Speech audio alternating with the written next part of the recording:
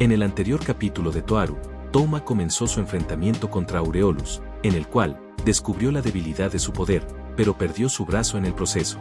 Continuamos con Capítulo 4, Parte 2. Jajajajajajajajajajajajajajaja. Por un momento, ante esta respuesta totalmente inesperada, sin darse cuenta Aureolus se aleja. El niño que tiene el brazo derecho rebanado está en realidad burlándose. ¿Está loco por el dolor y el miedo? No, eso no es correcto. Su sonrisa es una de confianza, una sonrisa muy natural que indica que él cree que puede ganar. Pero para seguir siendo normal en esta situación crítica es la cosa más anormal. ¿Qué? ¿Lo que está pasando? Aureolus se siente más como infeliz que con miedo. A pesar de que no sabe lo que este chico está pensando, el vencedor ya está decidido. Si ese es el caso, no hay necesidad de seguir haciéndose a sí mismo infeliz. Aureolus decide matarlo, y por lo tanto con impaciencia tira la aguja en el cuello y le dice: rifle oculto aparece en mi mano, cargado con balas mágicas, una será suficiente. Blande su mano derecha, y de acuerdo a su mando, una espada occidental con un mosquete de fuego rápido aparece en su mano. Aureolus parece bastante satisfecho con su magia perfecta y luego da sus comandos. El uso es aplastar. Siguiendo el concepto del diseño original del rifle, dispara tu hoja es para aplastar la cabeza de la presa en pedazos. Aureolus aprieta el gatillo. La bala mágica que se ha comprimido con poder de fuego vuela hacia el globo ocular del niño mientras se ríe como un maníaco. A pesar de que es una bala de velocidad baja y de viejo estilo, todavía perforará a través del cerebro si golpea el globo ocular. Esa no es una velocidad que un ser humano puede esquivar, y no es un poder del que los seres humanos puedan defenderse. Pero no pasó nada. ¿Qué? Aureolus comienza a sospechar de sus propios ojos. El chico no hizo nada, pero la bala mágica azul que fue disparada precisamente en realidad roza la cara del niño, y por alguna razón golpea la pared detrás. ¿Me equivoqué con la distancia? No. Aureolus da nuevos comandos. Repetir el comando anterior. El uso es ametrallar, disparo simultáneo de rifles ocultos. Los 10 fusiles ocultos aparecieron de la nada y el fuego de las balas se parecía a un ramo de flores. Sin embargo, lo que debería haber sido un preciso golpe de 10 balas mágicas rozan al chico, dejándolo sin ningún rasguño o daño. Un disparo fallado. ¿Cómo puede? Aureolus se queda atónito mientras mira fijamente al joven que escapó de la muerte 2 veces. El hombro del muchacho está sangrando. Una increíble la cantidad de sangre fresca está saliendo a borbotones de la zona. La sangre salpicada cubre completamente el rostro del muchacho. Pero el chico todavía es algo. Es como si la parte más oscura de su cuerpo estuviera saliendo a borbotones de la parte cortada del brazo. El chico no hace nada, salvo sonreír. Aureolus decide dar la orden por tercera vez y matar a este enemigo enfrente de él. Pero él no hizo nada, se las arregló para evadir el ataque Ars Magna 2 veces.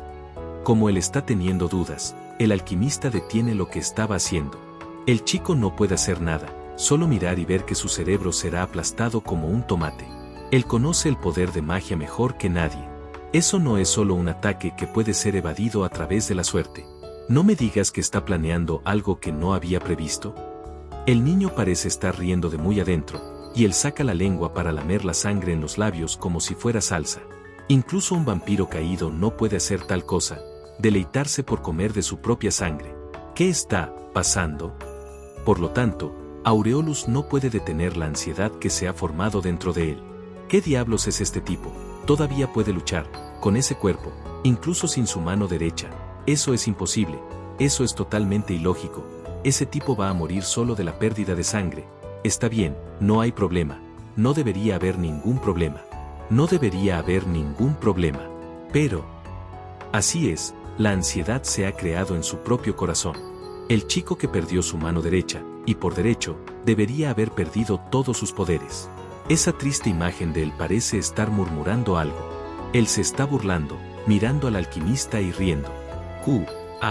Uf, maldito seas. No se puede vivir bajo la mirada de mi Ars Magna. Desplegar un sinnúmero de hojas de guillotina y rápidamente desmantelar ese cuerpo.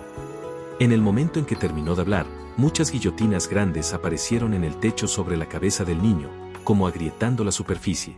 Cada una de ellas es una hoja de ejecución que pesa más de 100 kilogramos. Frente a estas enormes aspas que van a caer debido a la gravedad, Camillo solo se burla, sin intención de evadir o defender. Bien, no puede salir de esta, será golpeado, morirá cuando caigan las guillotinas. Yo di tal orden, yo di una orden, yo di una orden, yo di una orden, todo estará bien, no hay de qué preocuparse. Aureolus sigue repitiendo esto en su corazón una y otra vez. Mientras las cosas vayan de acuerdo a lo que él piensa, este chico va a morir. Sin embargo, a pesar de que definitivamente va a morir, la duda sigue creciendo en su corazón. Es como lo que él desea en silencio ahora era solo para cubrir la gran ansiedad en su corazón. De hecho, como Aureolus lo deseó, el número infinito de grandes guillotinas aparecen por encima de la cabeza de Camillo. El chico se sigue burlando. Su expresión parece estar diciendo, he visto a través de los puntos débiles de tu ataque. Q, maldita sea, ¿por qué? Aureolus no tiene ninguna duda. Sus ojos parecen que quieren penetrar a través del enemigo mientras mira a Camillo, y dice, muere, muchacho. Pero antes de que su rugido se detuviera, una duda creció en su mente. ¿Pero realmente puedo matarlo con solo esa palabra? Con las manos temblando, trata de sacar una aguja, pero hace que las numerosas delgadas agujas caigan sobre el suelo. Sin embargo, el alquimista no tiene tiempo para preocuparse por esto. Aureolus César está temblando mientras mira fijamente a Camillo. La una vez afilada mirada, es ahora tan contundente como una cuchilla oxidada. Increíblemente, las dos piernas no están siguiendo sus órdenes mientras retroceden. Parece que pisó algo, y algunas de las numerosas agujas que estaban esparcidas por el suelo se aplastan. Ars Magna puede hacer que cualquier deseo se haga realidad. Pero, por otro lado, una vez que Aureolus piense que él no puede ganar, no puede vencer a esta persona, así sucederá. Puede decirse que es una espada de doble filo. Esa es la razón por la cual no puede crear vampiros y necesitaba a Deep Blood. Básicamente, es porque hay una duda en su corazón de que él no puede crear algo como eso, por lo que no puede crear eso en la vida real. Cada orden que Aureolus dio fue como una bala. Si tuviera que solo pensar, habría un montón de pensamientos aleatorios mezclados en él. Así, la orden puede ser ambigua y puede no suceder. Por eso, él tenía que decir el comando para reunir a su concentración como si estuviera disparando una bala. Es como cuando memorizas palabras en inglés, es más fácil recitarlas. Su Ars Magna no es un hechizo que cualquier cosa que diga se convierte en realidad, sino que es un hechizo que convierte lo que él desea en la realidad. Pero ahora mismo, Aureolus César perdió el control de su habilidad verbal. Antes de que pudiera pensar el ambiguo pensamiento en palabra, instintivamente se basaba en la realidad. Es como una pistola que dispara por su cuenta sin que el propietario tenga control sobre ella. Con el fin de evitar que esa situación, Aureolus preparó una contramedida. Maldición, ¿dónde están mis agujas? ¿Por qué están en el piso? Las uso para curar mi ansiedad para prevenir esto. Sin eso.